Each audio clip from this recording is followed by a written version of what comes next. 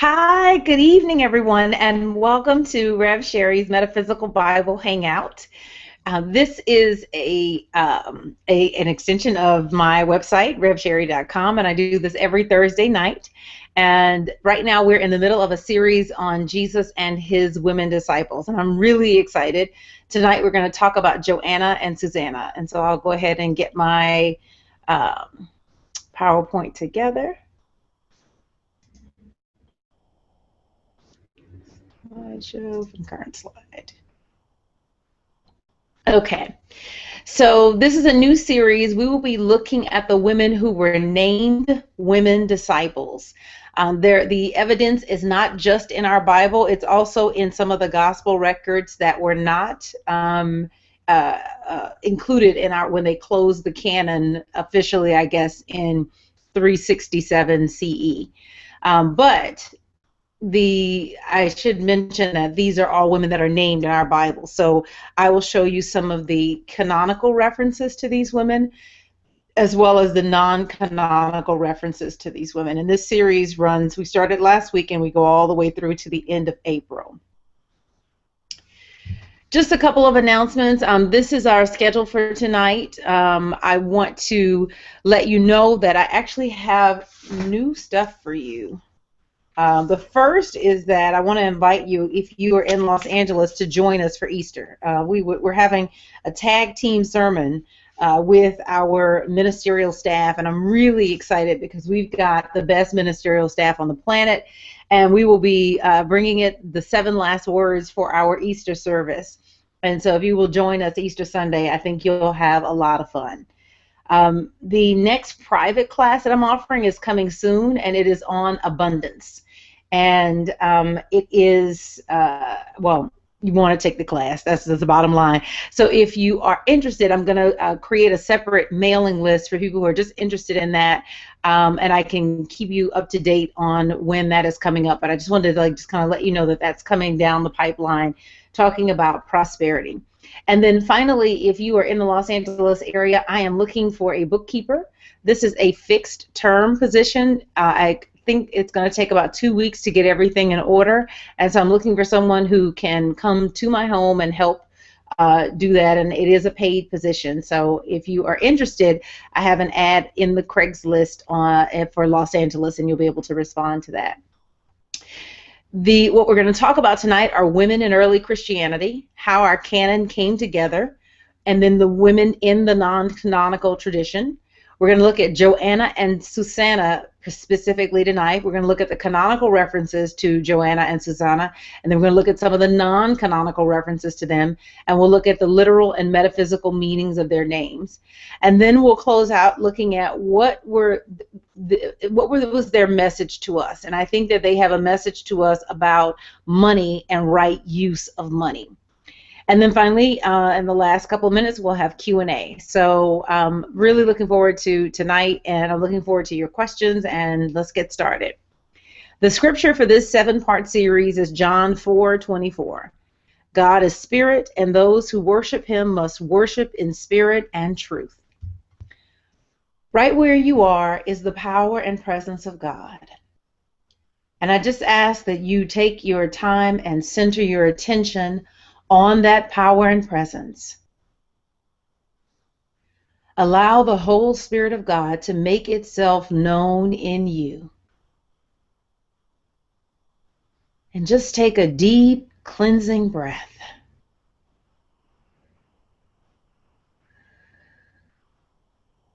For this next hour, we will look at 2 dynamic women who thought enough of Jesus and the work that he was doing to support it with their money substance. We will look at what it means, Father, and I just ask that you reveal to us the lessons that you have for us. Bring this lesson through me. I call forth the fire of Jesus to teach this message, to give life to these women, to give voice to their concerns, to the things that matter to them. And in doing so, give us hope and renewal for our own lives. I thank you, Father, for this opportunity. I thank you for this format. I thank you for everyone who showed up tonight. In the name and through the power in the name of Christ Jesus, I let it be so, and so it is. And amen. So the first thing I want to talk about, I want to give you a context. I think that before we can fully grasp what is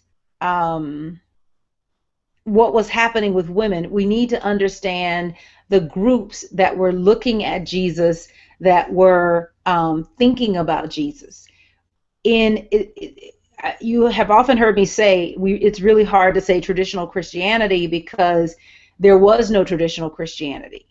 There were tons, possibly hundreds of different groups that were looking at the life of Jesus and deciding who and what Jesus was for them.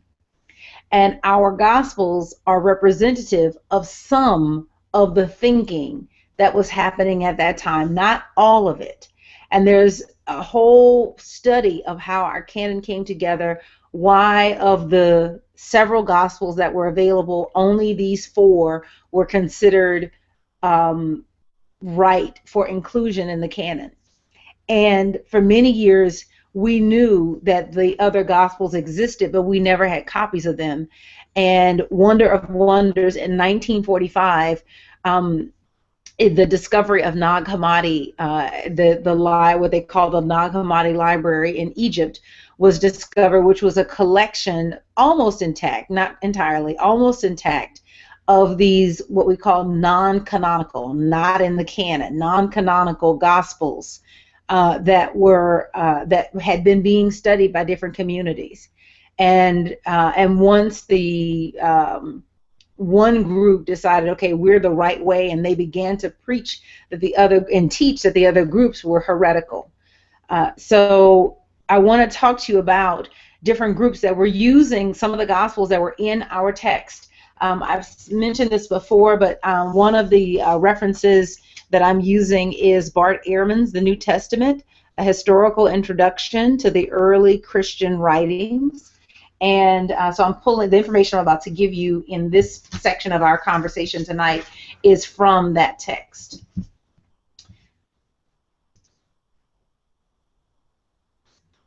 So the 4 groups that I want to make you aware of are the Jewish Christian adoptionists, the Marcionite Christians, the Gnostic Christians, and what I think this is Bart's term, the Proto-Orthodox Christians. Now, these are not the only groups.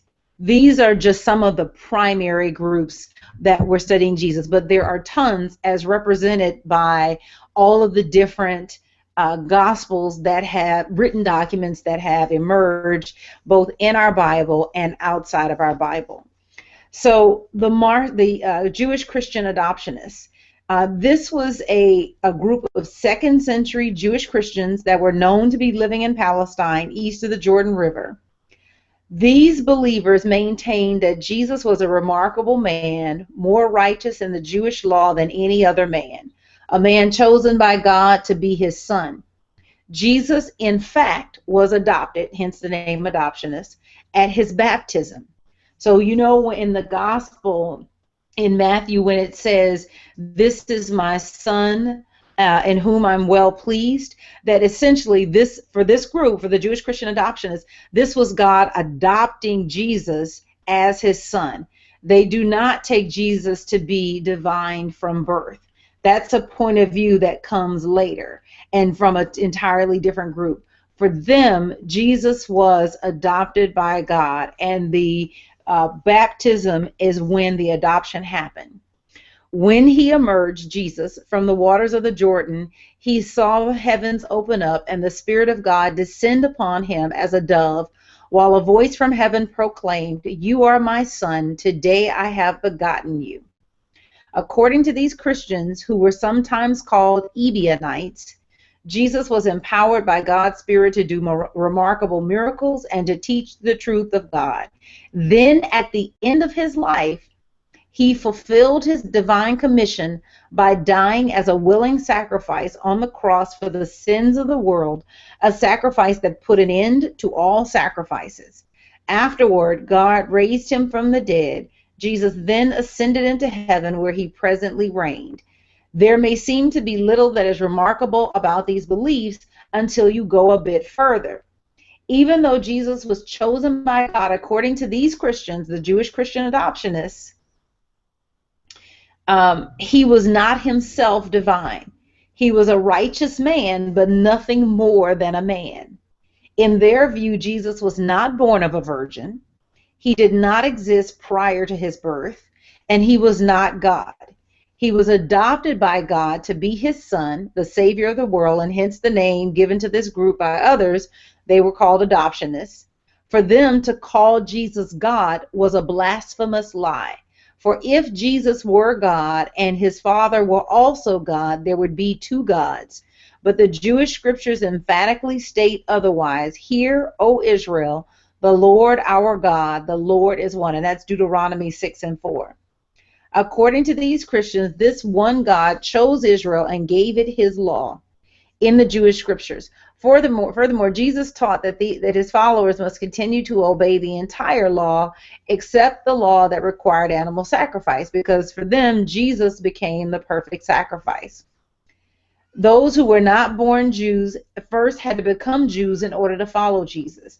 And for men, this meant circumcision, and for men and women, it meant observing the Sabbath and keeping kosher food laws.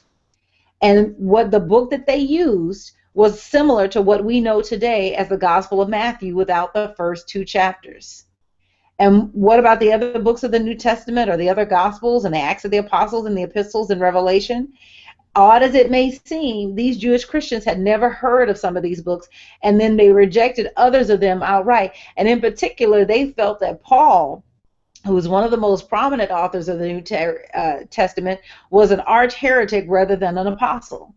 And since, in their opinion, Paul blasphemously taught that the Christ brought an end to the Jewish law, his writings were to be rejected as heretical. So they didn't have our New Testament canon. These are the Jewish Christian adoptionists. Now, the Marcionite Christians, they weren't unique, but they were unique. They were different from the Jewish Christian adoptionists. They were called Marcionites by their opponents because they subscribed to a form of Christianity that was put forth by a second-century scholar and evangelist, Marcion, who felt he had uncovered the true teachings of Christianity in the writings of Paul. In sharp contrast to the Jewish Christians that were east of the Jordan, Marcion claimed that Paul was the true apostle to whom Christ had especially appeared after his resurrection to impart the truth of the gospel. Paul, according to Marcion, had begun as a good Jew, intent on obeying the law to the utmost, but the revelation of Christ showed him beyond doubt that the Jewish law played no part in the divine plan of redemption. And so for him, Christ himself was the only way of salvation. For Marcion and his followers, the differences between the religion preached by Jesus and his apostle Paul and that found in the Jewish scriptures were plain to see. Whereas the Jewish God punishes those who disobey, they claim the God of Jesus extends mercy and forgiveness. Whereas the God of the Jews says an eye for an eye and a tooth for a tooth, the God of Jesus says turn the other cheek. And whereas the Old Testament God tells Israelites to conquer Jericho by slaughtering its entire population, men, women, and children, the God of Jesus says to love your enemies. What do these two gods have in common? As far as the Marcionites were concerned, nothing. For them, they were two separate and unrelated gods, the God of the Jews and the God of Jesus. And Marcionite Christians felt that Jesus didn't belong to the wrathful and just God of the Jews, the God who created the world and chose Israel to be his special people. And in fact, Jesus came to save people from this God. And since Jesus had no part of the Creator, he could have no real ties to the material world that the Creator God made. Therefore, Jesus was not actually born and did not have a real flesh and blood body. So how was it that Jesus got hungry and thirsty? How was it that he bled and died? According to the Marcionites, it was all an appearance. Jesus only seemed to be human. As the one true God himself come to earth to deliver people from the vengeful God of the Jews, Jesus was never born, never got hungry or thirsty or tired, never bled or died. Jesus' body was a phantasm. And these contrasts between these two groups are stark. But the point is that there were many people that were following Jesus that considered themselves Christian, and they had their ideas about who and what Jesus is.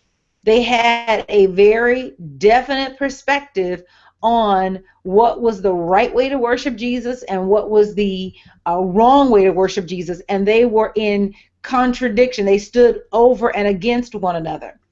Now the Marcionites, they had a truncated version of what is our Gospel of Luke today, and they had 10 of Paul's letters, which is pretty much all of those that are found in the New Testament, with the exception of 1st and 2nd Timothy and Titus. So but even these were not exactly the letters as we have them today. The Marcion believed that earlier heretics had willfully modified these books by inserting positive references to the God of the Jews, his creation, and his scriptures.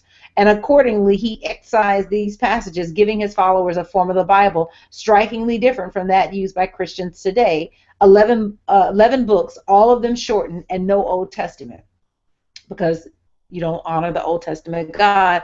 That's the God of the Jews, and that has nothing to do with Jesus. So two very, very different groups. Now, the Gnostics, and I bring up the Gnostics because New Thought really traces its lineage through some of these Gnostic, not all of them, but some of these Gnostic groups. The word Gnostic came from the word gnosis, which is the Greek word for knowledge. And the Gnostics felt that knowledge was necessary for salvation. Isn't that what we teach? We talk about self-mastery as salvation. And that a knowledge of yourself is how you develop and overcome the world. Sound familiar? Bart writes, we know that Gnostic Christians were located in major urban areas throughout much of the Mediterranean during the 2nd and 3rd centuries, especially in Egypt, Syria, Asia Minor, Rome, and Gaul. Gnostics themselves were wildly diverse, with different groups believing radically different things. Some Gnostics agree with Marcion that Jesus was totally divine and not all human, for pretty much the same reason that he did, that Jesus represented a different God from the one who created this world. Others felt that Jesus Christ consisted of two distinct beings, the human Jesus and the divine Jesus. The Gnostics agreed with the Jewish Christian adoptionists that Jesus was the most righteous man on earth and that something special had happened at his baptism. They did not think, however, that God adopted him to be his son.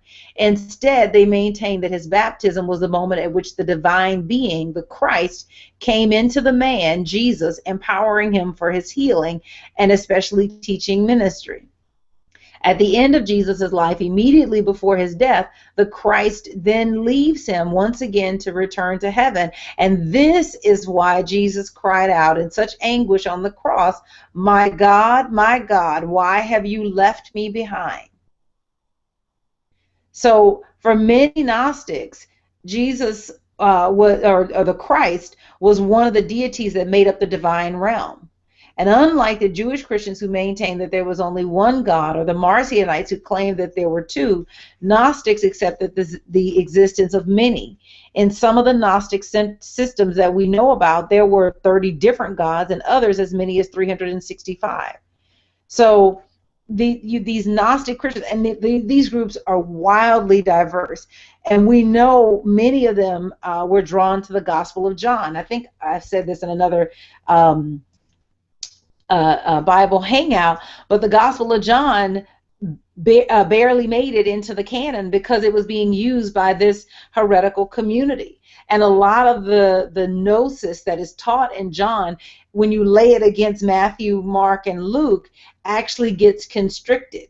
You know, one way to control the way someone interprets a text is to lay it next to another one. So John by itself is extremely mystical, but when you put it next to Matthew, Mark, and Luke, which are much more material oriented, then you lose some of that mysticism that is in, you know, in John. Probably a good exercise is to read the Gospel of John just by itself and see, you know, what I'm talking about. The other Gospels that these Gnostic communities like are things that some of us have never heard of: the Gospel of Thomas, the Gospel of Mary, the Gospel of Philip, the Gospel of Judas, and the Gospel of Truth. And some of these documents have been recently discovered by archaeologists, and each one of them was thought to convey the true teachings of Jesus. Now, the fourth group that I will share with you is what's called a proto-Orthodox Christian. And what we mean by that is that they were the forerunners of the group that became the dominant form of Christianity in later centuries. And when this group later acquired more converts than any of the others, like probably around the beginning of the 4th century, so this is a long time, several hundred years, then they stifled their opposition. So that's when they started labeling the Jewish Christian adoptionists, the Marcionite Christians, the various Gnostic Christian groups as heretics. And they felt that these heretical groups rejected the true belief. So, you know, they don't call themselves proto-Orthodox, but, you know, it's a term that we use because many of them, they didn't know that their views would become dominant, and they didn't think of themselves as forerunners of believers to come later. Like all the other groups of their day, they just saw themselves as the true Christians. And the story of their victory over their opponents is fascinating. So, some historians think that the proto-Orthodox beliefs were original to Christianity, and others maintain that they were developed over time. And then people go back and forth about that. Proto-Orthodox Christians agreed with the Jewish Christians who said that Jesus was completely human, but disagreed when these people denied that he was divine. They agreed with the Marcionites who said that Jesus was completely divine, but disagreed when they denied that he was human. They agreed with the Gnostics who said that Jesus Christ taught the way of salvation, but disagreed when they said that he was two beings rather than one, and when they claimed that his true teachings had been secret, accessible only to the elect few. In short, proto-Orthodox Christians agree that Jesus Christ was both human and divine, that he was one being instead of two, and that he taught his disciples the truth. And they claim that the apostles had written the teachings of Jesus down, and that when interpreted in a straightforward and literal fashion, the books that were passed on from the apostles to their followers revealed the truth necessary for salvation. And this what I just read to you may sound familiar to people who have had any involvement with Christianity, and it's no surprise because these are basically the views that won. So these are some of the groups that were following Jesus, but you can see that I'm saying 4 primary groups, but this is wildly diverse, and there were many, many more. The Christian canon doesn't really come together until really about 367 CE, which is 2.5 or 250 years after the last New Testament book was written. That's the first time that any Christian document of record named our current 27 books as the authoritative canon of Scripture. What I want you to get to is that the New Testament emerges out of conflict among these different Christian groups. Oftentimes what you'll see is that you'll have the documents are talking to one another, meaning the communities are talking to one another, and the dialogue that they were having and debating ends up in our documents. For example, Paul talks about being justified by faith. And remember, Paul outright rejects the Mosaic law because he felt that Jesus abolished the law, and that Jesus, representing love, came and fulfilled the law. And so you get all the verses where love is a fulfillment of the law, that basically Jesus is the ultimate sacrifice, because ritual animal sacrifice was an important part of being an observant Jew. And Jesus did away with that. He became the living sacrifice that put an end to all sacrifices. So with Paul, he also talked about being justified by faith. And I said last time we were looking at the Beatitudes that at this point in history, Christian or Jews are very interested in being justified by God, or justified with God, meaning that they were being found right with God. That when God got ready to intervene in history, the apocalypse, and reset the planet and reset the world that we live in, that you will have lived your life in such a way that you will be found right with God. So Paul talks about justification by faith. But when you look in James, James says faith without works is dead. Paul's saying you can do all that you want to, but if you don't have faith, it doesn't mean anything. That you're just doing stuff. That it is your faith that allows you to be found right by God. And James is saying and over and against it that no, it's not about your faith, because your faith without works is dead. And so you have this essentially discussion between, or argument, if you will, between the two groups of, what is the right way to worship Jesus. And so some of this debate is preserved in our own gospel. But again, it has to do with how you've been taught to read the text. And if you haven't been taught to read the text, you'll read it as if Paul and the writer of James are saying the same thing. So 367 CE, about 250 years after the last New Testament book was written, is about when we see the first list of the 27 books. Now, the proto-Orthodox Christians, meaning the ones who were the winners of history, they didn't invent the idea of collecting authoritative writings together in a sacred canon of Scripture. They had a predecessor, because for most, even though the other religions in the Roman Empire didn't use written documents as authority for their religious beliefs and practices, Judaism did. And remember, that's something that's unique to Judaism. Jesus and his followers were themselves Jews who were conversant with the ancient writings that were eventually canonized into the Hebrew Scriptures. And although most scholars now think that a hard and fast canon of Jewish Scripture did not yet exist in Jesus' own day, it appears that most Jews did subscribe to the special authority of the Torah, which were the first 5 books of the Hebrew Bible. So it is about 367 CE, so 250 years after that last New Testament book is written, that any Christian of record names our current 27 books as the authoritative canon of Scripture. And the author of this list is Athanasius. He was a powerful bishop of Alexandria, Egypt. One of the things that many people don't know or don't talk about is that the Bible is a North African document. What you'll hear said is the Bible is a Near Eastern text. But the early church fathers, many of them were African, North African men. So Athanasius he was a powerful bishop in Alexandria, Egypt. And some scholars believe that the pronouncement on his part, meaning the listing of the 27 books, and his accompanying prescription of heretical books, led monks of a nearby monastery to hide the Gnostic writings discovered 1,600 years later by a Bedouin near Nag Hammadi, Egypt. So when he publishes this list of 27, he also publishes a list of don't read these.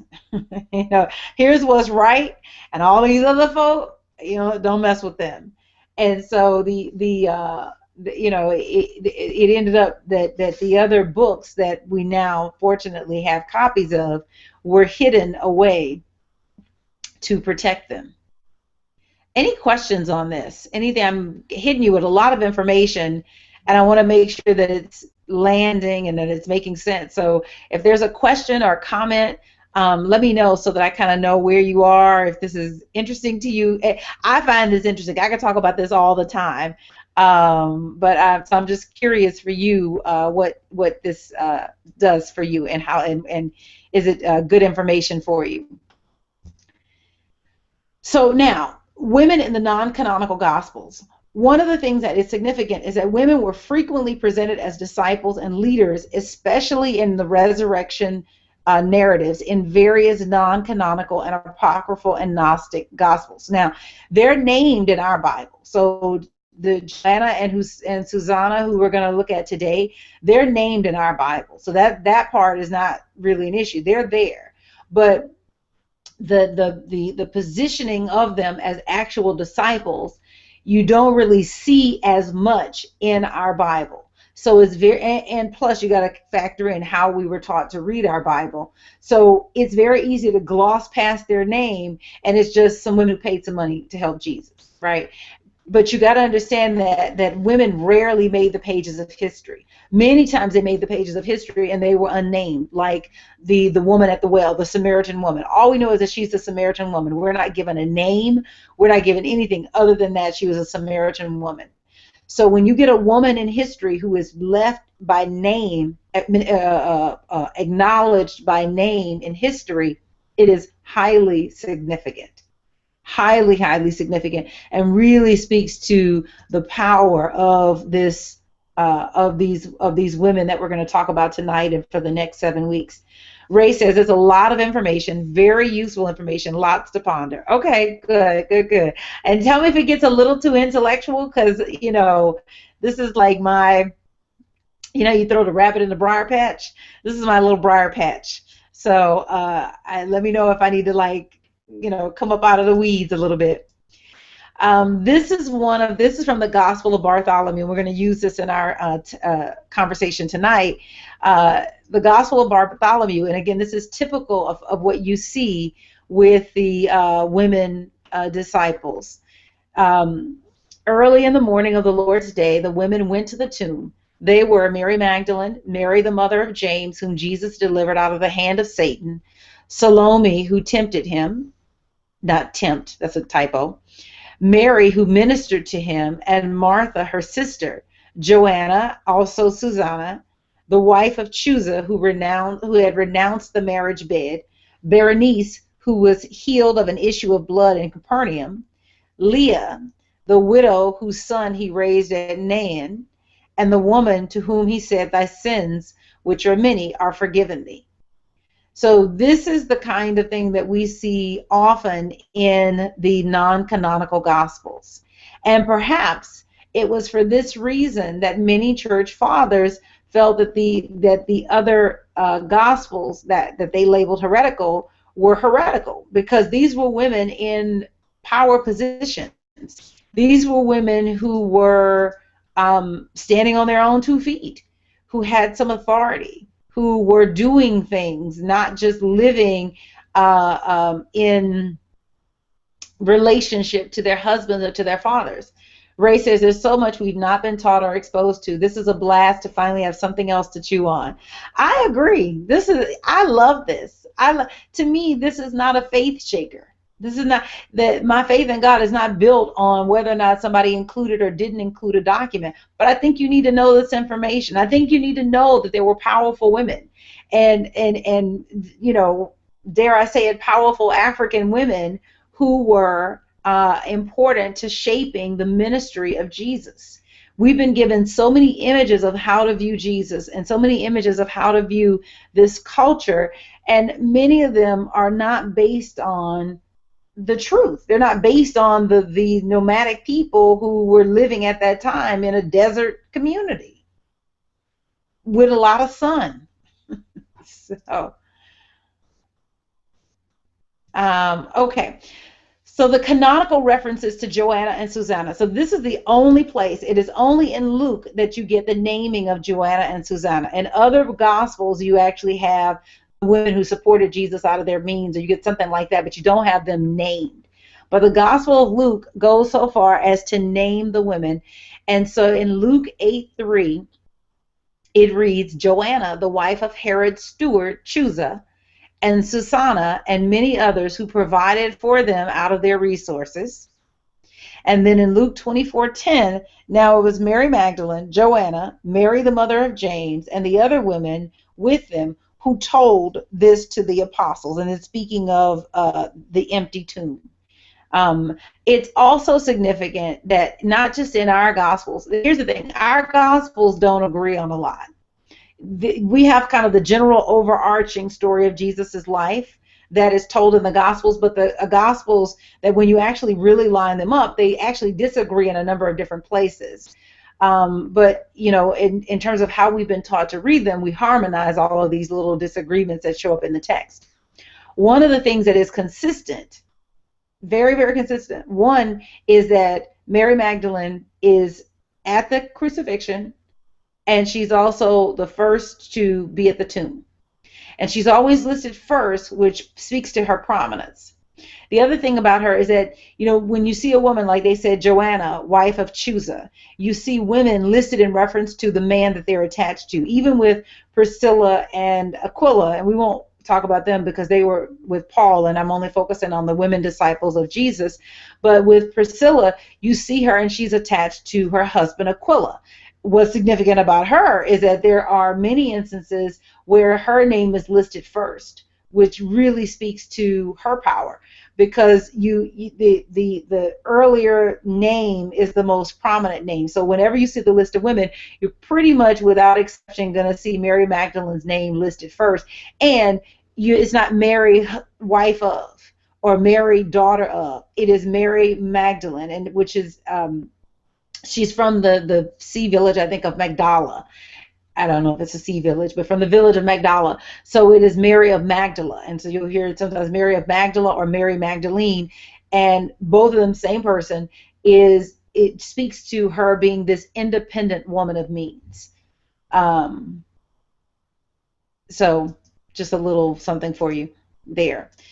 Now, the non-canonical references, we just read this one. Early in the morning of the Lord's day, the women went to the tomb. They were Mary Magdalene, Mary the mother of James, whom Jesus delivered out of the hand of Satan, Salome, who tempted him, Mary, who ministered to him, and Martha, her sister, Joanna and Susanna, and Joanna is the wife of Chusa, who had renounced the marriage bed, Berenice, who was healed of an issue of blood in Capernaum, Leah, the widow whose son he raised at Nain, and the woman to whom he said, "Thy sins, which are many, are forgiven thee."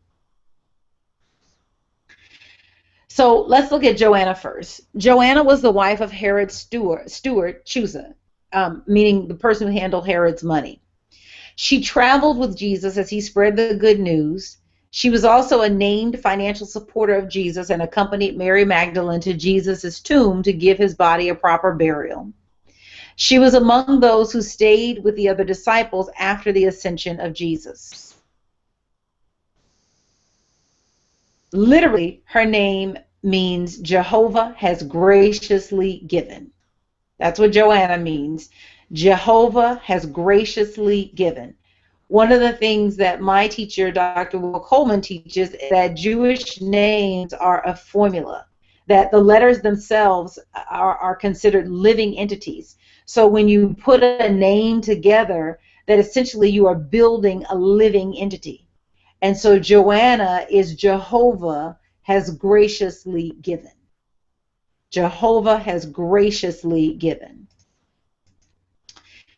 She symbolizes the soul quality of intuition or discernment, which perceives the abundance to meet every requirement of man. And in us, she functions as the soul attitude that knows that all of God is ever at our disposal and for our right use.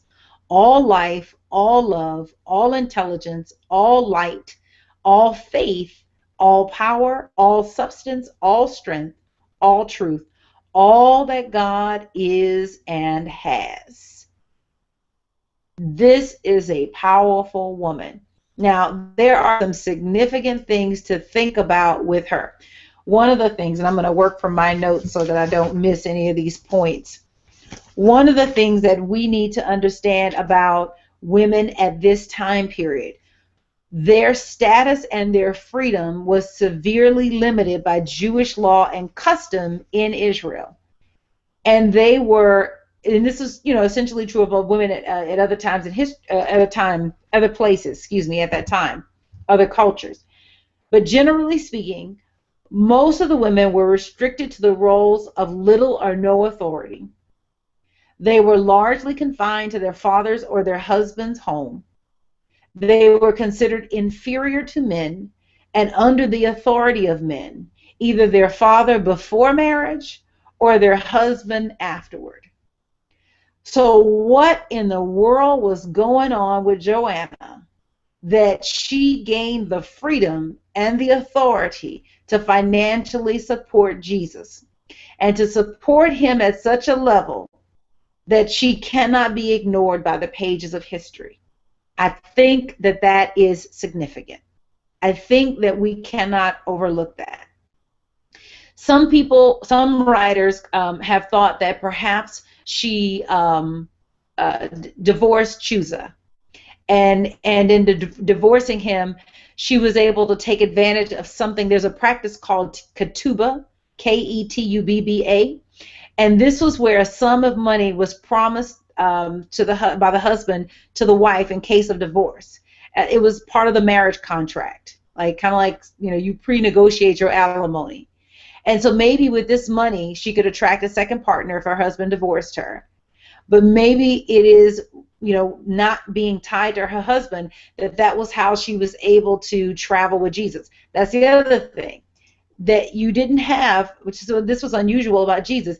You didn't have rabbis traveling with women in their company. You generally had traveling companies of men.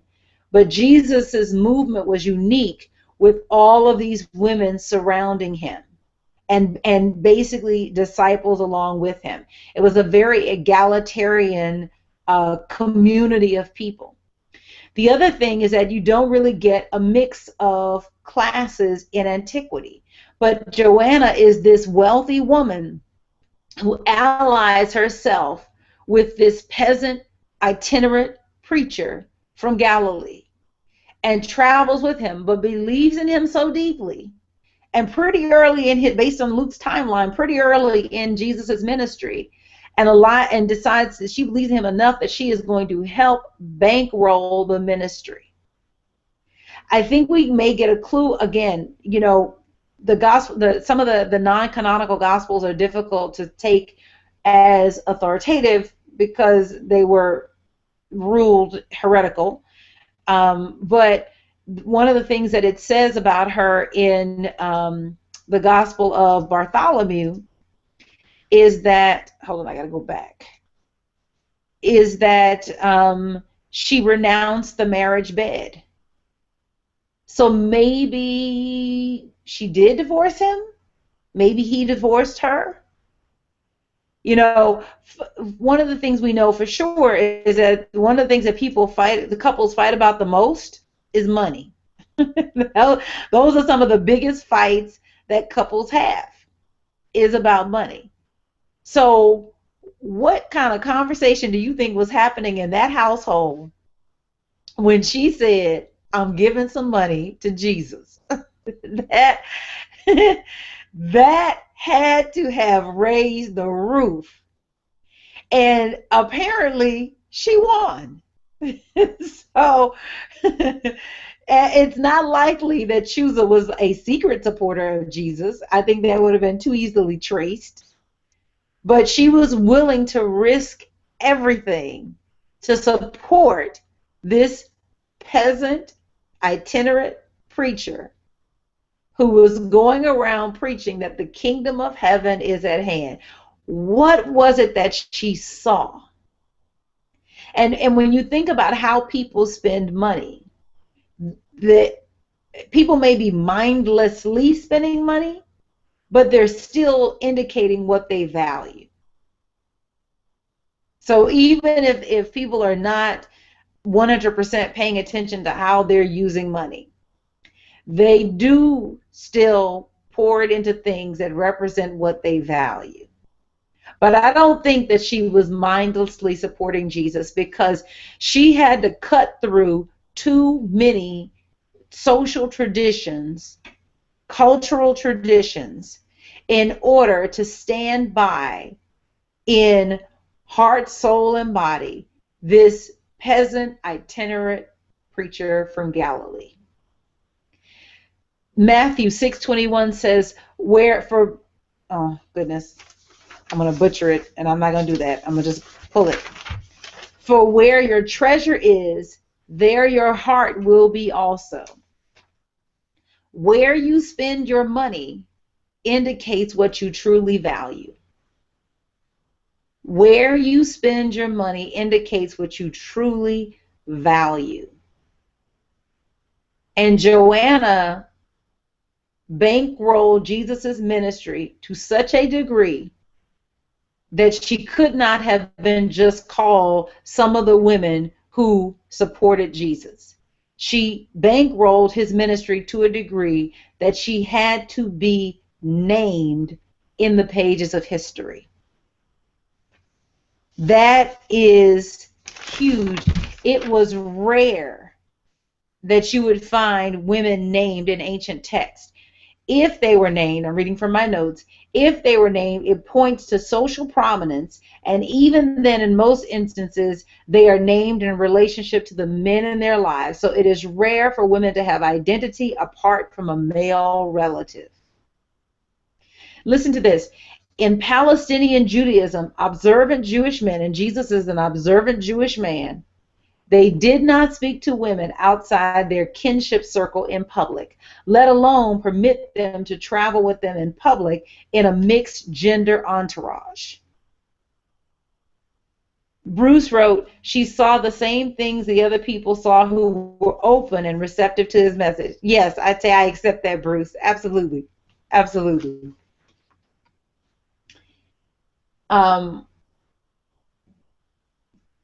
Let me give you Susanna.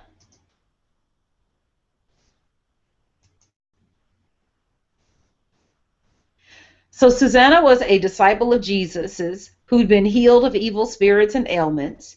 She was a named financial supporter of Jesus's, and scholars believe that she too stayed with her other disciples after the ascension of Jesus. Her name literally means white, shining, brilliant lily. And from the Metaphysical Bible Dictionary, she symbolizes purity of soul. And the same applies to Susanna, but now keep in mind, she's named in relationship to a man. So you had these women who were around Jesus, who were independent in some way, and they felt that what he was teaching was important enough for them to pour their money into it. The thing that I have learned I had the opportunity to do fundraising for organizations like Habitat for Humanity, Memorial Sloan Kettering Cancer Center, Avon Foundation for Women, AmeriCares, a number of different clients that I had. And I learned something in speaking to the donors from those organizations. So I did it in two ways. One, I was a caller for those organizations. So I got to speak to their donors. But then, two, I also became a manager. So I managed other callers that made those phone calls. And what I learned is that people, wealthy people, are very thoughtful about how they support the organizations that they believe in. They pay attention to what you would call return on investment. So, when you're talking about the lower level donations where people are giving $25 here, $30 there, even $100, it is not, you don't get a level of discernment at that level of giving.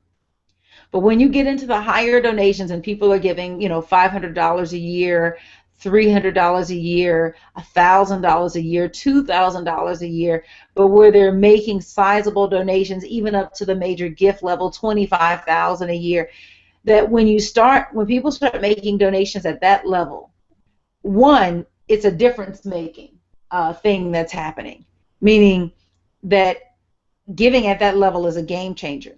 But what I have found through my own personal experience is that when people are giving at that level, They are, they don't just give willy-nilly. They are paying attention to where the organization is going.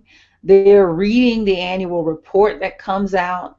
They are staying abreast of the organization and how it appears in the news. They are talking to their friends about the organization. So these women were wealthy women. They were not willy-nilly supporting Jesus.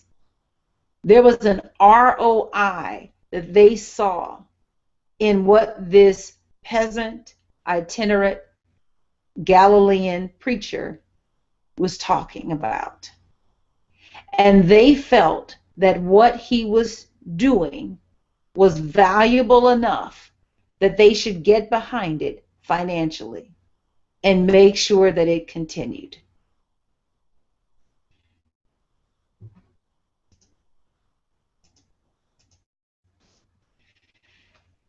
I already talked a little bit about the questions that need to be answered. This picture is I forgot. I don't have the where it is found, meaning what gallery you can find it in. But it is a picture of Mary Magdalene, who would be in the center. You'll see she has the crown, the aura, indicating her preeminence. To her left, you would have Joanna, and to her right, you would have Susanna. But the questions to be answered, and I don't think that anybody has definitively answered them. I think that, people are making good guesses, but I think at the end of the day, they're still just guesses, is how is it that these women were able to gain the freedom to not only financially support Jesus, but also travel with him? Because as I told you that, an observant Jewish man didn't speak to a woman outside of like a kinship circle, meaning a mother, a sister, a wife in public, let alone permit them to travel with him in public in a mixed gender entourage. That just didn't happen. And then what did these women see in Jesus that made them believe he was worth supporting financially? What was it? I shared this in a previous Bible Hangout. For us today, Jesus is the only Son of God we know. But at that time period, every mother in Palestine felt that her son was the Messiah. There were many people claiming to be the Messiah. Jesus was simply one of several men claiming to be the Messiah. There is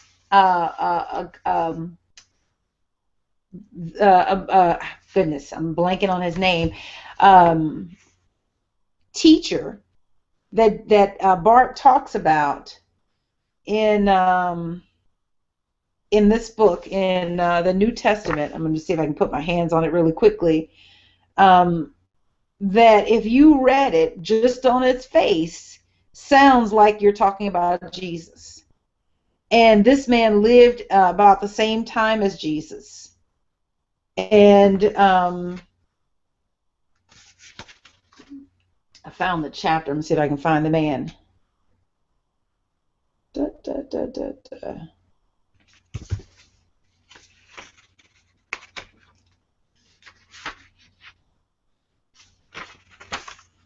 Yep, this is it. So let me read this to you. It's not too long. From the beginning, his mother knew that he was no ordinary person. Prior to his birth, a heavenly figure appeared to her, announcing that her son would not be a mere mortal, but would himself be divine. This prophecy was confirmed by the miraculous character of his birth, a birth accompanied by supernatural signs.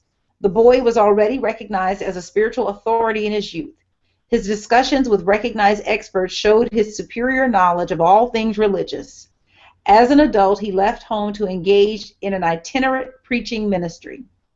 He went from village to town, and his message of good news, proclaiming that people should forego their concerns for the material things of this life, such as how they should dress and what they should eat. They should instead be concerned with their eternal souls. He gathered around him a number of disciples who were amazed by his teaching and his flawless character. They became convinced that he was no ordinary man, but was the Son of God. Their faith received striking confirmation in the miraculous things he did.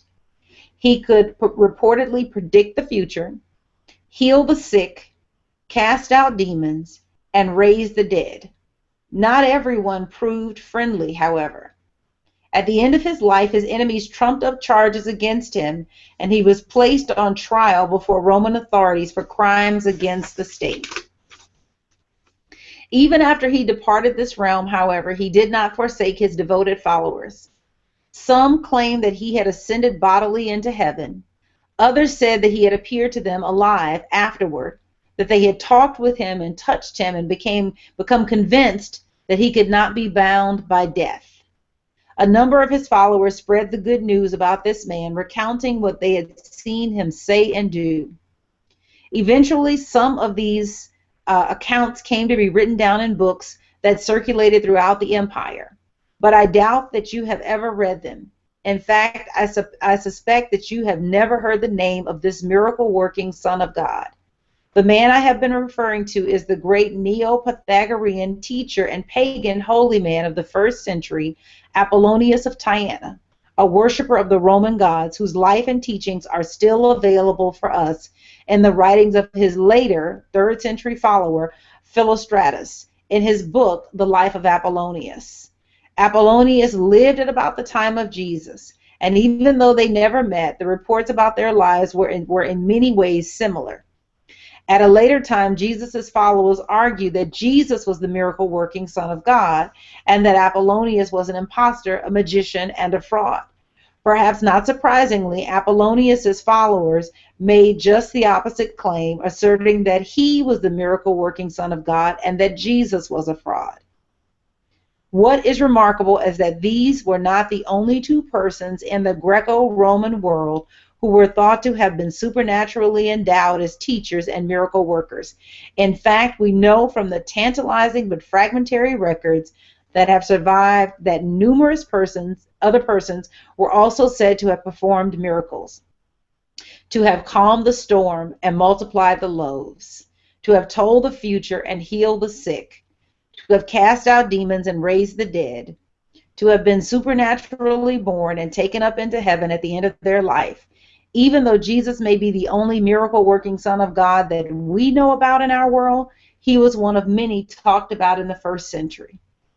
So what did these women hear that was the game changer to make them throw their weight behind Jesus? What was it that they possibly could have heard that tipped the scales in Jesus' favor? And remember what I said about wealthy people. They're thoughtful when they give, and especially when they're giving to support a movement. It is not just money that they just pour blindly into an entity. There's a book called The Soul of Money. I think it's worth getting. So if you're looking for something to add to your library, I think Lynn raises some good things in the book, and I've read a good portion of it. I have not finished it. But this is something that she wrote that touched me. She said, everyone is interested in money, and almost all of us feel a chronic concern or even fear that we will never really have enough or be able to keep enough of it. Many of us pretend that money isn't important to us or think it shouldn't be. Many of us live openly with the accumulation of money as our primary goal. No matter how much money we have or don't have, the worry that we don't or won't have enough of it quickens our heart around money issues. This chronic concern, I believe, and what I'm suggesting to you today, is that the women that follow Jesus present for us an idea of how to support, how to share our money in such a way that we alleviate the chronic concern. Bruce made a couple of comments I want to put here. He says they made a soul-to-soul agreement. These same stories exist in many cultures, some centuries earlier than the appearance of these Jesus stories. Yes, you're absolutely right. These stories are not unique to our Bible. The stories of Jesus specifically are not unique to our Bible. But the chronic concern, because what we want is we want a healthy relationship with money. And I believe that these women are giving us a formula for a healthy relationship with money. that amidst the multitude of men who were claiming to be the Son of God, that what they heard from Jesus, what they observed and personally experienced with Jesus, is how we are to spend our money. So the things that we know about them is that they were healed of different ailments from Jesus, and they put their money behind things that had worked for them. And I believe that they are calling us to examine how we share our own money. So I'm not just giving because it sounds good. I'm giving because it worked for me.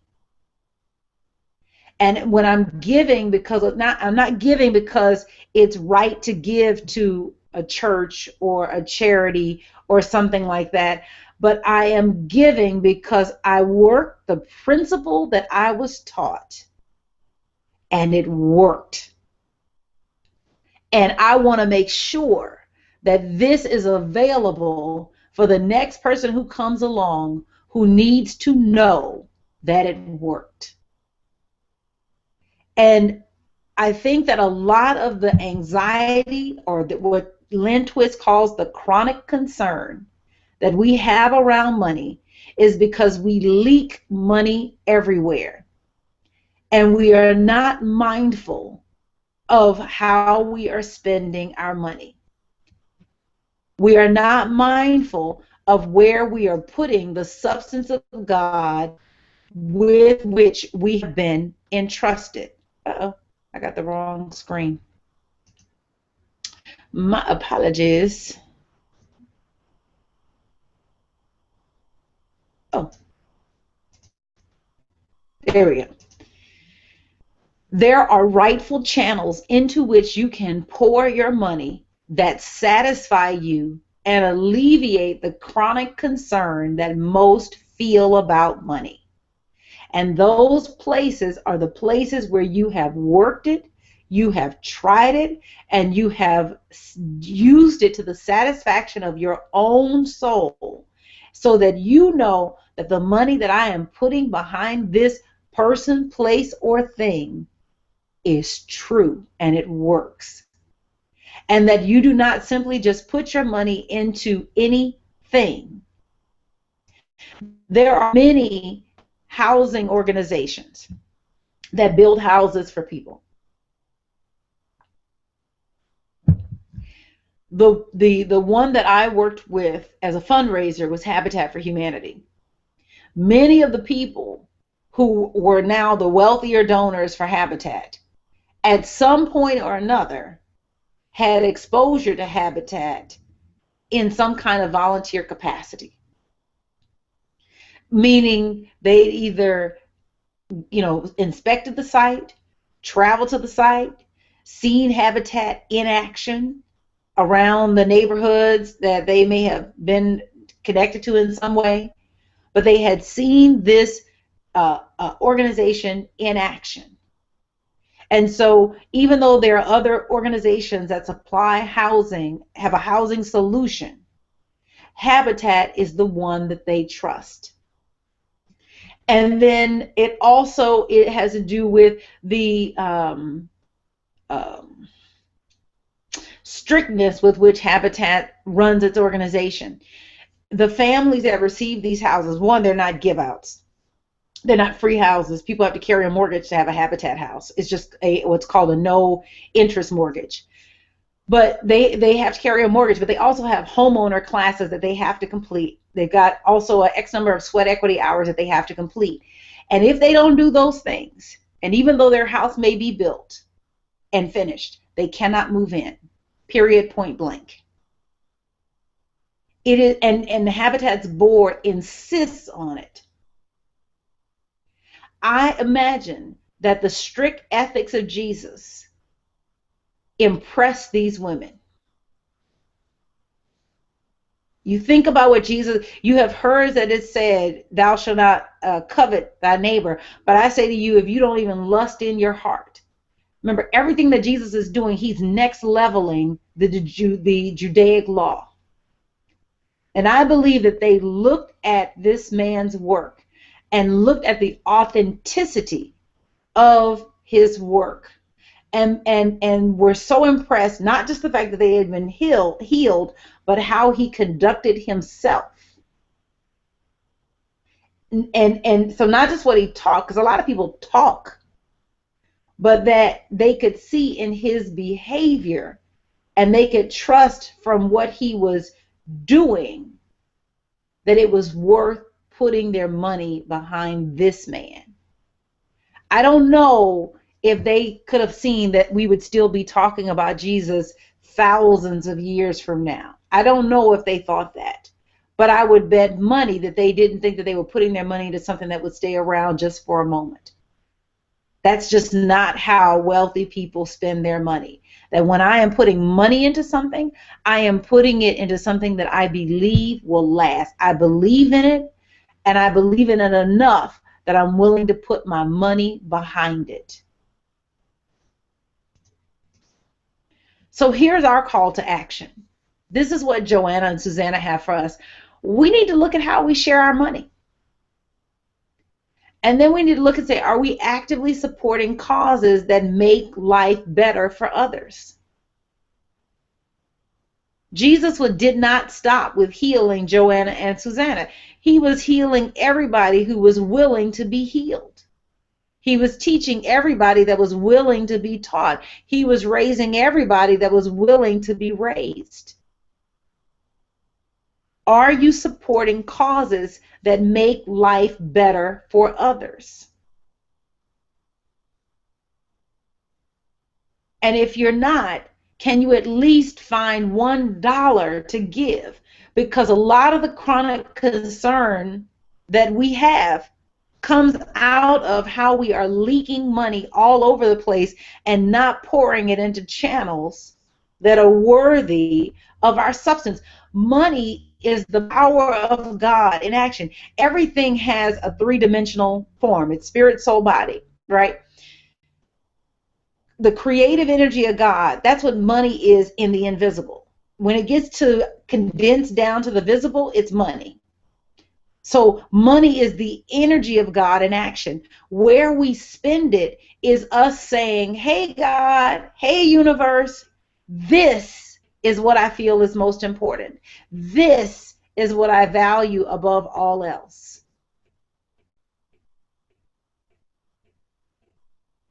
And I think that because we have mindlessly poured it into things that are part of trying to look better for our neighbors, or generally, and so it couldn't even be our neighbors, it's just that, when we walk into whatever store, we want to appear as if we have money, or whatever that your thing is, because it might not be a store, it might be your church, it might be something else, but we have used money in ways that deplete us. And I think when we get in right alignment with our money, that we begin to pour it into channels that are making life better for other people. And that could be a church, but it also could be an organization like a Habitat for Humanity.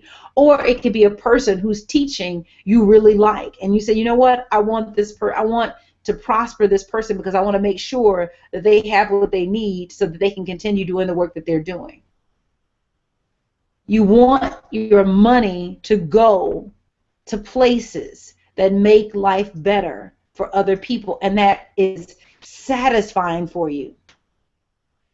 And so my question also is, with whom or what can you share your money to make life better for someone else? With whom or what can you share your money to make life better for someone else? Q&A. I know I went over. My apologies. My apologies. But any questions? Thoughts? This information is clear. We got it. We know what we're going to do with our money this week. We're going to look and make sure that we are pouring it into channels that are prospering other people, that are making life better for other people. How are you using the energy of God with which you have been entrusted? All right, so seeing as there are no questions, I thank you guys. This is a very different lesson. I normally don't get this specific with money. I usually talk about abundance in a very general way. So I hope that this is valuable for you and that you heard something that you can use and that you can walk away better. Bruce said, when we spend our money for something, instead of feeling as if we are letting money go, we should know that there is a dance and a flow of spirit involved. Yes, thank you, Bruce. I agree. I agree. It's an exchange. Money is a medium of exchange. I'm taking this energy of God and I'm exchanging it for the satisfaction that that this organization is going to make life better for someone else, or this entity is going to make life better for someone else. Ray says, very valuable information. Thank you, guys. Thank you so much for tonight. Our next woman, this is my editorial calendar here. Our next woman is Mary of Clopas. Mary of Clopas. And Clopas, I may be mispronouncing that. Clopas. JJ says, thank you. Lots of good info to digest. All right. Thank you, guys. I appreciate you. Let's invest in ourselves. Yes. Train yourself. How much money are you spending on books? Because there's so much valuable information. I mean, we live in the age of information. There is no reason for us not to prosper, because there's everything that we need to know. You can pick up a book and find it, and it is there. But I thank you for tonight, and I release you lovingly in the light of the Christ, and I affirm that you are surrounded by the pure white light of the Christ, and you are protected from the negativity on all sides. The light of God surrounds us, the love of God enfolds us, the power of God protects us, and the presence of God watches over us. Wherever we are, God is, and so it is. Have an absolutely beautiful week. I'll see you back next week, and we'll be talking about Mary of Clopas, the other woman disciple. Take care. Good night.